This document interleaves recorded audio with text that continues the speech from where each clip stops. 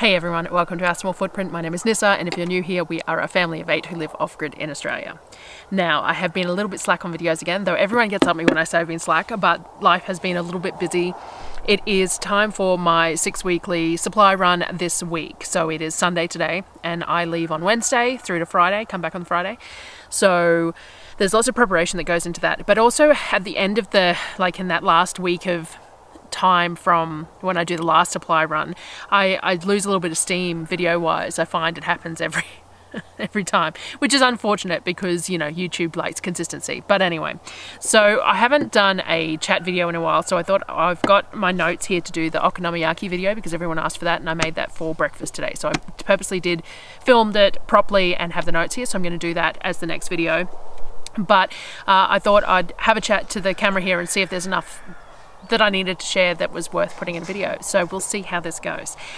So yes, it is I leave groceries on Wednesday. I said it's Sunday. I leave for groceries on Wednesday. So I'm in the process of inventorying all what we've got left. So I'll share all that in a video when I do my planning for the grocery haul. I'll do my inventory sheets up and things like that, and I'll share them again. I'm also trying to customize my digital planner to suit with putting those pages in, because I have a couple of digital planners that I've bought from all different places. I really love paper planners. It is my most favorite thing ever to write and draw on paper, but they're just not practical. They take up too much room. Because I have all the bits and pieces to go with the planners. I actually need to sell it all. I have 20 odd sticker books and things like that because I used to do all the planning and the memory keeping and stuff, and I'm not using any of it, and the money's better off spent elsewhere, and it's better someone else gets use out of all the stickers. So I am a happy planner person. I really enjoy happy planners, and I have a photo printer, one of the little printers that prints out the photo size little sticker photos and things that I used to put in all my planners and stuff, but I just don't have the time or the space to do it anymore.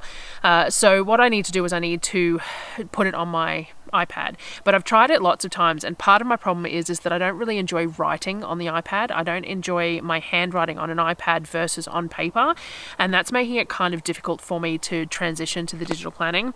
But also, I've purchased a lot of digital planners. DPC Digital does some really nice stuff, and they are semi-customizable and stuff for yourself, but none of them's quite exactly right. So I'm trying to get myself set up something that's going to work for me with my tracking of the garden, tracking of inventory, and the note sheets that I keep. So I keep a lot of notes of recipes that are just notes until such time as I've tested them enough to make them worthwhile properly digitizing. So I keep a lot of notes like that, so I need a lot of note paper for that. My budget is done slightly differently, I think, to most of the sheets that I've found. So all those sorts of things, I just want to try and customize them for myself. So I'm working on that at the moment, but I still have my inventory sheets done from previous times. So I'll share them again when I do them and show you when I'm inventorying the shelves and things like that. We have run into some significant differences this month. I've run out of olive oil completely. Because I couldn't get it last month, and I don't think I could get it the month before either. Costco's really hit and miss with it, so what I really need to do is, if it's in stock, that sun shifted position, which is unfortunate. If it's in stock, I really need to buy, so it comes in 6 litre 2 by 3 litre containers, so realistically I need to buy like 4 of them, I suppose. I go through maybe 6 litres in the 6-week period, maybe a bit under, depends on how much mayo and stuff I'm making. And see, we make a lot more mayo in summer than we do in winter because we eat a lot of flatbreads with salad and grilled meat. So I don't know, I need to, it's an expensive purchase. The other thing I'm doing is regards to the garden. So I've still only got those 2 garden beds that I bought initially, but we're going to order 8 more of those and get them set up, and we're going to order the bulk IBCs, the guy that can deliver them for me, and then we have to order, I'm going to get some mushroom compost in from a lady who sells it by the bag. She will do a delivery out here. It's 130 bags minimum for the delivery, but I've got a couple of people who will be interested in taking some bags off my hands, so I think it's going to be a worthwhile investment. And that year that we had the really good garden, we actually had mushroom compost in all the beds, so maybe that's part of the difference too. We didn't use that this year with the failed garden, so possibly that's going to help. But we're also going to have to get some topsoil in as well, just to help with filling everything out. I've got roosters coming at me. Just a sec. Interrupted, and now I can't remember where I was up to. So I think I was talking about the garden beds. So we're ordering more of those. The topsoil we're going to need to help top up the beds as well though. So we're going to have to get the delivery of the mushroom compost, as I said. Hopefully I can find a few more people who want a bit more here. And then we're going to need some topsoil as well to just bulk up the beds. We've got the wood chips still in the pile that we're using to top up the beds as well. And we're going to try and buy a big bale of straw as well to use as fill for the beds too, so that we've got a good sort of, 20 centimetre deep good soil on top, but lots of fill on the bottom that's going to become organic matter, so that when we top it up again next year, we've still got all that organic matter in there. So the hope is that by having them separated from the ground soil, the ground's not going to suck anything away. The eucalyptus trees aren't going to suck anything away, and yes, we still will have to top them up every year, because that's what happens when they're raised beds, and potentially add amendments every year. But at least we know that it's all going into that bed and it's all going into the plants that we plant in it, not going to the trees and the surroundings. That's the theory anyway. And then with the IBCs, we're going to set them up as wicking beds, so we're still in the process of that. Going to use slotted ag pipe in the bottom, and then sand and a mix of soils on top. Again, we're going to need some topsoil to add to that. We don't want too much organic matter in the top, but we do need some. It's going to be a balancing act. It's going to be a test, and it's really hard because it's another layer of expenditure on a garden that we've already spent a fair bit of money on. Like, we spent a fair bit of money setting this up as like a market garden style, because that's what I wanted. I really wanted this in-ground market style garden. Drip irrigation nice and easily. See, we're using gravity-fed drip irrigation, and we're not going to be able to do that in the raised beds because of the issue with height with the tanks and stuff. The tank is only sort of 1.2 off the ground, and the beds are close enough to that it's not going to work very well. But also, if it's not a straight line, then you're going to have dipping of the drip line, which is going to cause issues. So I'm not entirely sure how we're doing irrigation yet in these beds either. It's still a work in progress. The IBCs, the wicking IBC beds are fine because we will fill the reservoirs, and we have a hose in here and stuff on a stock tank. That's neither here nor there, but it's just, yeah, I'm not sure how we're going to do the watering of the raised beds yet. It may be all by hand this year, which is fine. The sun comes up at like 4:30, 5 o'clock, so what I used to do was come out at that time and I'd water everything and I'd do all my pruning and stuff at the same time. But eventually it'd be nice to have something that we can set off on timers for different sections or something.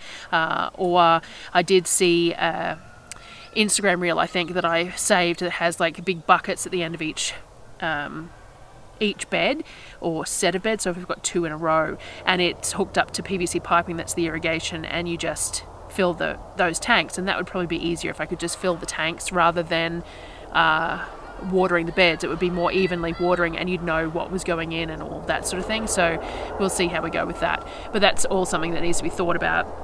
Because the roosters have had access to the other half of the garden, not this section that I'm in at the moment, but the section where the potatoes and stuff are, the potato beds are fine.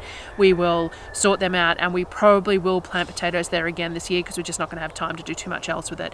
Even though we did have some potato scab last year, I think that we're going to deal with it. It doesn't impact the harvest, it just impacts the look of it, but they're still all perfectly usable and everything else. So I think we're going to use the same potato beds again, because they've still got full layers of straw and everything. They've all broken down. We'll see how we go. But the strawberry bed has been really worked over by the roosters. I think I'm going to put a couple of those raised beds in there instead of the in-ground bed for those, and we're going to dig up any of the crowns that are still usable and get a few extra crowns for that, I think. But ideally we probably want sort of like 4 beds of just strawberries, to be honest. They're a good plant to have, being perennials and everything else. We'll see. I'm not real sure yet. Having had such a disastrous year last year, this year is going to be very much a work in progress, and see how we go. Other thing is the hothouse. We bought some extra plastic sheeting, so we're going to try and close up. So the hothouse was too large. When we used it as a hothouse, it didn't hold heat very well, basically because it was too big a space.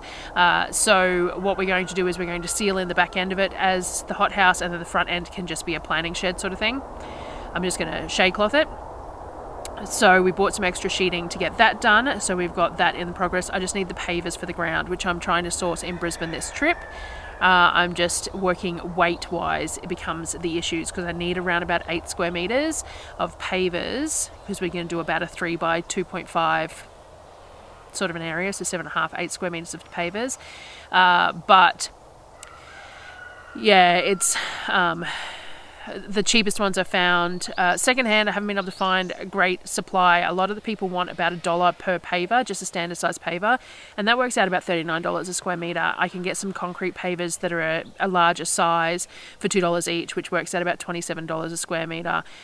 So that's probably what I'll do, but it's going to be a bit out of the way to go and fetch them, and then it's going to be around about 700 kilos that's going to have to go on the back of the ute, which is fine because I'm going to take the trailer. Now, the other thing is we bought the new trailer, I mentioned it, and we're going to turn it into a cold room. Of course, that's not going to happen straight away. It's a long-term goal. There's a little bit of expenditure required to get the materials and things like that. But we also had problems. The gentleman that we bought it off was supposed to transfer the rego online, and he didn't, and he has stopped responding to my messages. So we have to let the rego lapse, which it did the other day, and now we have to take all the documentation showing the conversations between us and the payment and everything, and hope that Queensland Transport will let us re-register it. All that going to plan, I'm going to take that trailer with me to Brisbane, because I've actually just bought a new hybrid chest freezer. So anyone who's been around before knows that the my fridges have been playing up. So I have 2 fridges. I have an upright that's one of a pigeon pair, and the other upright that's got a freezer on top, fridge on the bottom. Now, the one that has a freezer on top, fridge on bottom was playing up for a while there, trying to get out of the sun, and I believe it was user error mostly, because the freezer chills the fridge section. We were overloading the freezer and it got frozen in behind the panel in the back of the fridge. Anyway, we got it working again, but it still doesn't, it's not working fantastically. So I don't know if there's been some damage there or not. But it's only sitting, it gets down to 4 sometimes, but often it's 5 or 6 degrees. So we have to, you know, it's not great. So at the moment it's okay because we're in winter, so it's maintaining temperatures that are low enough for the average thing to go in the fridge. It's not superb, but it's working okay. The other fridge, however, that was working fine, just stopped working, and it will not chill at all. We have pulled it apart, we've cleaned it, we've put it back together, nothing we do is working. It just won't work. So we're down to just this one tiny fridge. While we were trying to decide what to do, the whole point is that I bought that trailer to turn into a cold room, so I don't want to be spending too much money on other things in the meantime. But what we decided to do was buy a hybrid fridge freezer. So it's a chest freezer, and it's huge. It's a 500 litre chest freezer, and you can run it either from fridge temperatures all the way down to deep freeze. So it runs all the way up to 8 degrees down to -20, depending on where you want to set it. Everyone who's used a chest freezer knows that they can be a bit of an awkward thing because of the layering and stuff, and it is going to take a little bit of learning. But because we buy all that bulk meat in the beginning, the rolled roasts and the trays of chicken and everything else, they take up a lot of room. And if we're using the fridge freezer, then we can stack it in the bottom as a fridge, and that means that when we turn the trailer into a cold room, we've got this giant chest freezer, which will be absolutely awesome as well. It's also a 5-star energy rating, and so I think it's the best bet. The only problem is that I don't believe that the small fridge that we're using currently is going to last, especially not in summer. Not if it's only hitting 4 to 6 degrees in winter. In summer it's not going to chill. It's also probably not large enough, even with the 500 litre fridge freezer, because you can't store certain things in that, and you don't want to be opening and closing that all the time either. You want it to be as your stock fridge rather than your every 5-minute fridge. So we're probably going to need to buy another freestanding fridge at some point as well, but I'm not going to do it this week. I'm going to be buying the fridge this month's trip. I'm going to buy the hybrid chest freezer this month, and then we'll reassess next month because it'll still be cold enough that it shouldn't be an issue. So that's how the fridges are going anyway. I haven't updated on a lot of this in a while, and all my regulars will want to hear all this, but anyone who's new to the channel probably is sick of listening to me talk already. What else did we have to go through? So roosters, we badly need to process our roosters. We have far too many, and that's partly because we were breeding, and we were breeding some purebreds, and we ended up with excess roosters, as you always do. The whole plan had been to process them and eat them, because that's what you do. And a lot of our roosters are good sized birds. We have Australorps and the silver-laced Wyandottes. They're a big bird. Or we've got standard cross light Sussex with Isa Browns and things like that. But we culled a few a while back, a couple of hatches ago, and it didn't go fantastically well, and then we've sort of avoided it from that point, which is why we have so many free-range roosters. The problem is that we have added to our free-range roosters, and they have gotten more aggressive than they were, so now we need to cull them more. It's become more of a necessity, but also we need to cull the purebreds because we don't want our hens damaged by having too many roosters with hens. So yesterday we attempted to process some. Darryl doesn't want to be involved in the process, which is fine. So Surreal and I were doing it, and Surreal was given the option. She didn't have to be a part of it at all if she didn't want, but she wanted to help me out and see how we went. But we only managed one. The actual taking the life of the rooster was very difficult for both of us. We managed it. It wasn't as clean as I would have liked, and it took a lot of effort to get us to the point to do it. So we used a killing cone and a blade and things like that, and did it as neatly as possible, as efficiently as possible, but yeah. So anyway, we processed one, and then we skinned it and cut the legs and thighs and the breasts out and stuff. We decided we were just going to skin them and take the meat at this particular point, because we have a whole lot to do, and instead of plucking or anything like that. So we did that, and that part was fine. It was just the actual taking the life of the rooster that we found really difficult. That whole just going from alive to dead, holding it while it's alive, like holding its head while it was alive, and then it just, I don't know. We're going to give it another go, because we know that our roosters have been given a fantastic life in the lead up to this. They've been grown out well, and that they are not going, like, they can't keep on existing, and we have to take them somewhere if we're not going to process them. But preferably we'd like to process them because we'd like to benefit from the meat, because we've spent a lot of money on feeding them for the last 6 months. But also we need to breed more hens, and if we can't take care of the roosters, then it's pointless breeding more hens. So I've discussed this before. It's a bit of a roundabout subject for us. We haven't figured out what we're doing yet, and I think it's a big homesteading thing too. Like, if you're going to breed animals, you're going to end up with more than you require, and some that's fine if you're using them for food. You get butchers in and things like that. Like if we decide to breed Boss and we end up with piglets, and we would use the piglets for food, we would hire a mobile butcher to come out and dispatch the pigs and hang them and process them, and then just give them back to us in meat. We wouldn't do that ourselves. But the roosters, no one wants to process roosters for you because it's too small a job, and I understand that, but they still need to be dealt with. You cannot keep roosters, even if you want to. Like, even if you think, oh well, I'm happy just to feed them till they, you can't, because you cannot have pens full of roosters. They do not get along, and you occasionally get some that'll get along okay, but you can't add new ones in there because the new ones get beaten the crap out of. So you have to have a pen for every set of roosters that you ever put in there, and they cost to feed, and then the time required to make sure that they have water and food. It's not feasible. It is one of those pointless farm animals to keep roosters. So anyway, we're still working on that. What else did I have to share? I don't know. Surreal did a big cleanup of my garden space for me out where the potato patch and everything is. There was a lot of rubbish lying around. You've seen it before. I'm not going to walk out there and show it to you at the moment though, but because I'm just using the main camera instead of my phone so that I could just sit here and do it. And she was earning some pocket money for her trip to Comic-Con for her birthday, so she did a big cleanup of the space for me, which is fantastic. It looks a lot better.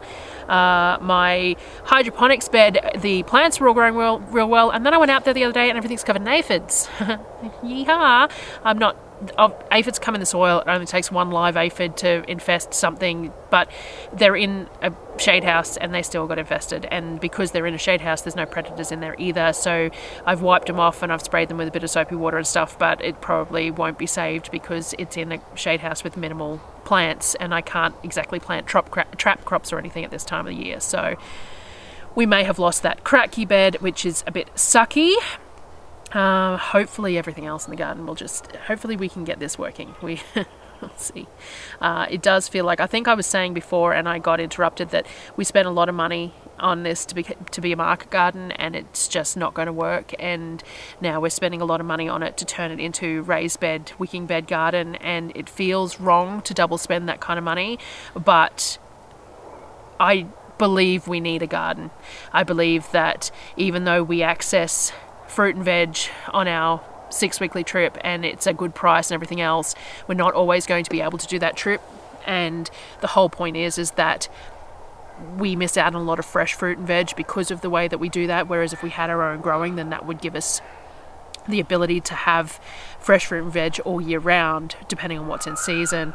And I don't, what's the point of having a homestead style, I still don't really count us as a homestead, to be honest, but a land and living off-grid and somewhat separate from general society if we don't have a garden. I believe that it's a necessity to maintain the lifestyle that we're looking to maintain. So I am going to put the money in it. Basically YouTube is paying for the new garden, and that is fantastic. That is a wonderful thing that sun is just starting to set and has just dropped from behind a tree, should drop again in a minute, that YouTube is basically paying for this new garden, and that I think that's a wonderful thing, to be able to fund it via YouTube is an amazing gift. So that's why I keep on pushing through getting all these videos out, even on times when I don't necessarily want to do it, is because that momentum and the money that comes in from YouTube is what allows me to do things like invest in a whole new garden. Like, it's going to cost me a few grand to get this set up, you know, and to be able to do that is only because of you guys watching and the videos that I put out and things like that. So I am very grateful to everyone who watches and everyone who enjoys watching, all the people who comment. I think I'm a bit behind on some comments actually, so I'll go in and do that when I put this video up, because this video has ended up being really long anyway, so I may as well put it up, and anyone who wants to watch it can watch it, and anyone who doesn't just doesn't have to. So there you go. Anyway, I think that's pretty much all I needed to catch up on. We lost a goose, that I don't think I mentioned that. A while ago we had 4 geese that adopted us, a male and 3 females. I believe that they're pilgrim geese because the male's white and the girls are this sort of mottled grey. And we were watching them, and there was only 2 females and the male walking around, and it turns out that one of them managed to drown itself in our grey water. I have no idea how, but we've put a new style lid over the top of it so nothing can slide in there. I'm really not sure what happened, but she went missing, and then that's where we found her. So we lost one of the geese. That's really unfortunate, because we didn't purchase these geese. We didn't get these geese from anyone. They just turned up. So to replace her would be difficult, and I also don't know whether they would accept a replacement either. So we will just leave them as they are and see how they go over this breeding season and things like that. But anyway, I think that is all the things that have happened recently, and if I've forgotten, then I will catch up next time. But thank you for watching. Thank you everyone for sticking around, and I will see you all on the next video. Thanks guys.